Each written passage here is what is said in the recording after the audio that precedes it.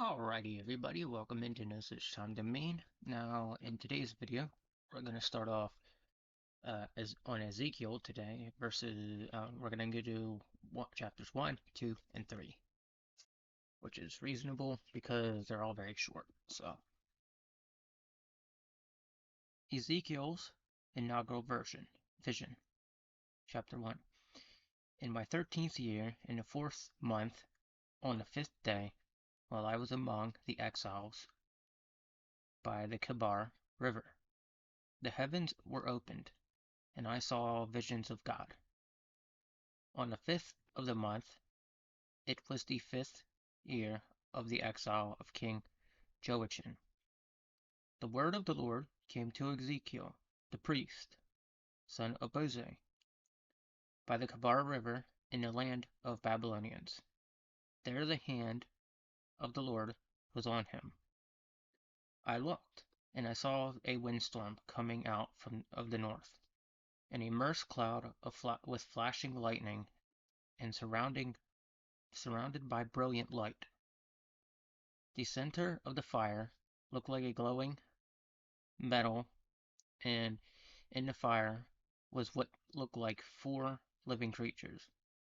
In appearance, their form was human, but each of them had 4 faces and 4 wings. Their legs were straight. Their feet were like those of calf and glimmered like burnished bronze. Under the wings, on their 4 sides, they had human hands. All 4 of them had faces and wings, and the wings of one touched the wings of another. Each one went straight ahead. They did not turn as they moved. Their faces looked like this. Each of the 4 had the faces of a human being. And on the right side, each had a face of a lion, and on the left side, a face of an ox. Also had the face of an eagle. Such were the faces. They each had 2 wings spreading out upward, each wing touching that of the creature on each side. And each had 2 wings covering its whole body. Each one went straight ahead. Wherever the spirit would go, they would go, without turning as they went. The appearance of the living creatures was like burning coal of fire, or like torches. Fire moved back and forth among the creatures, and it was bright, and lightning flashed out of it.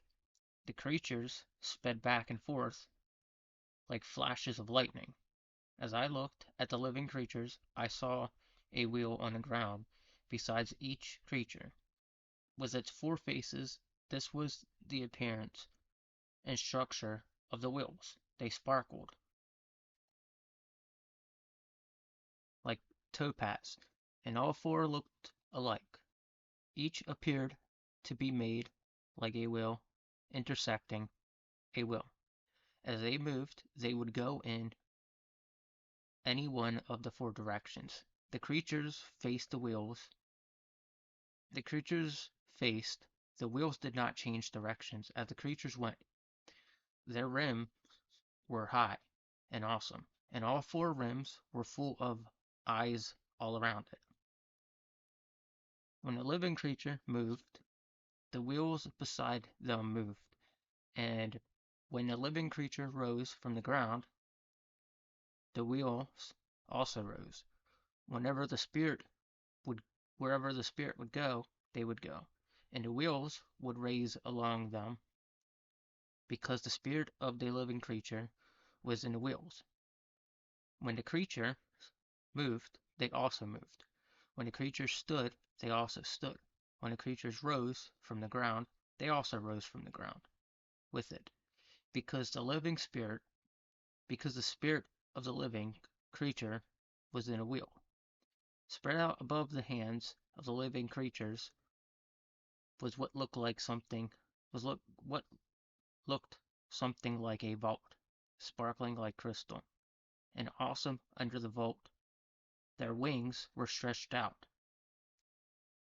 one towards the other, and each had two wings covering its body. When the creatures moved, I heard the sound of their wings, like roaring of rushing waters, like the voice of the Almighty, like tumult of an army.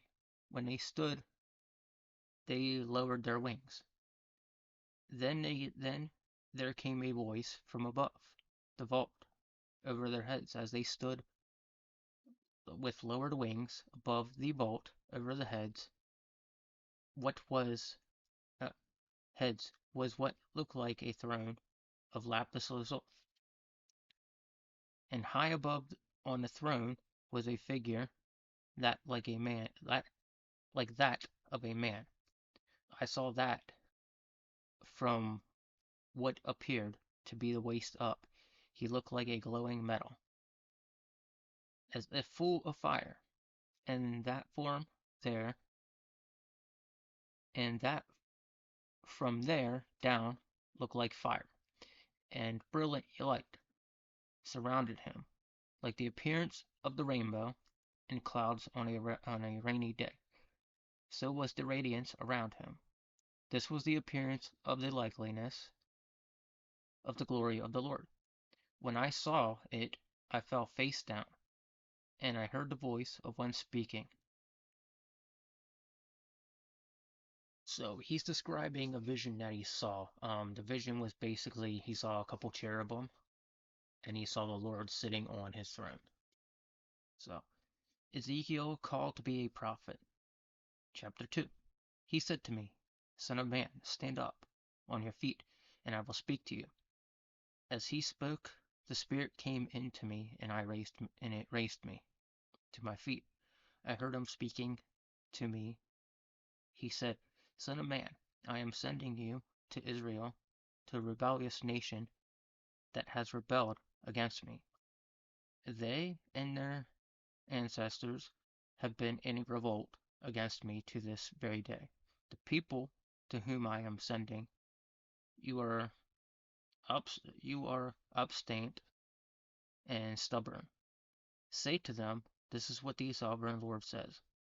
And whatever they listen or fail to listen, for they are rebellious people, they will know that a prophet has been among them. And you, son of man, do not be afraid of them or their words. Do not be afraid. The briars and thorns are all around you, and you living among scorpions. Do not be afraid of what they say, or to be terrified by them.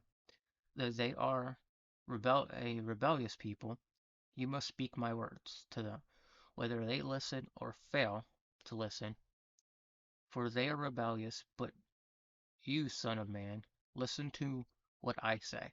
Do not rebel like the rebellious people. Open your mouth and eat what I give you. Then I looked, and I saw a hand stretched out to me. It was like a scroll, which he unrolled before me. On both sides, if it were written, words of lament and mourning and woe. Chapter 3. He said to me, Son of man, eat what is before you, eat this scroll, then go and speak to the people of Israel. So I opened my mouth, and he gave me the scroll to eat. Then he said to me, Son of man, eat this scroll I am giving you, and fill your stomach with it. So I ate it, and it tasted like a sweet honey in my mouth. Then he said to me, Son of man, go now to the people of Israel and speak my words to them. You are not being sent to a people of obscure speech and strength, language, but to the people of Israel. Not too many peoples of obscure speech and strange language, whose words you cannot understand. Surely if I had sent you to them, they would have listened to you. But the people of Israel are not willing to listen to you because you are not willing to listen to me. For all the Israelites are hardened and abstain, but I will make you as unyielding and hardened as they are. I will make your forehead like the hardest stone, harder than flint. Do not be afraid of them or terrified by them, though they are rebellious people. And he said to me, Son of man, listen carefully and take to heart all the words I speak to you. Go now to your people in exile and speak to them. Say to them, this is what the sovereign Lord says, whether they listen or fail to listen. Then the Spirit lifted me, and I heard behind me a loud rumbling sound, as glory of the Lord rose from the place where it was standing. It was the sound of wings, of the living creatures brushing against each other, and the sound of wheels besides them. A loud rumbling sound. The Spirit then lifted me up and took me away, and I went into bitterness and in anger of my spirit, with my strong hand of the Lord on me. I came to exile who lived at Tel Aviv, near the Kabar River, and there where they were living, I sat among the 7 days, deeply distressed. Ezekiel tasks as a watchman.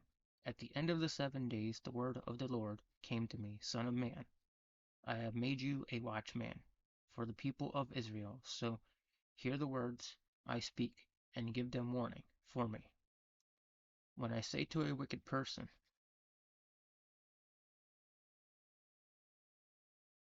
you will surely die, and you do not warn them or speak out to dissuade them from their evil ways, in order to save their life, that wicked person will die for their sins, and I will hold you accountable for their blood. But if you do not warn the wicked person, they do not turn from their wickedness or their evil ways. They will die for their sin, but you have saved yourself. But you will have saved yourself. Again, when a righteous person turns from their righteousness and does evil, and I put a stumbling block before them, they will die. Since you did not warn them, they will die for their sins. The righteous things that person did will not be remembered. I will not hold you accountable for their blood. But if you do warn the righteous people not to sin, and do not sin, and they do not sin, they will surely live because they took warning. And you have saved yourself. The hand of the Lord was on me there, and he said to me, Get up and go out to the plain, and there I will speak to you. So I got up and went out to the plain, and the glory of the Lord was standing there, like the glory I had seen by Kavar River, and I fell face down. Then the Spirit came into me and raised me up to my feet. He spoke to me and said, Go shut yourself inside of your house, and go, Son of man. They will tie with ropes. You will be bound so that you cannot go out among the people. I will make your tongue stick to the roof of your mouth, so that you will be silent and unable to rebuke them. For they are rebellious people. When I speak to you, I will open your mouth, and you shall say to them, This is what the sovereign Lord says. Whoever will listen to them, and whoever will refuse, let them refuse, for they are rebellious people. All right. So he saw the Lord, and the Lord was telling him that, hey, if these people don't obey my commands, they'll end up dying. And that's something he wanted everybody in Baikabar River to know. That's why the Lord kept saying that to him. But everything he saw at the very beginning was like they were cherubims. If you look them up, we've actually looked at them in a stream before. But if you really want to know what they look like, look them up yourself. They're a version of an angel, but they're not the human-like form of an angel. They're just really wild looking. So um, and yeah, that's about it for me today. I'll be back tomorrow morning with another one for you guys. Um, yeah, that's about it. So God bless and take it easy and pray, pray, pray.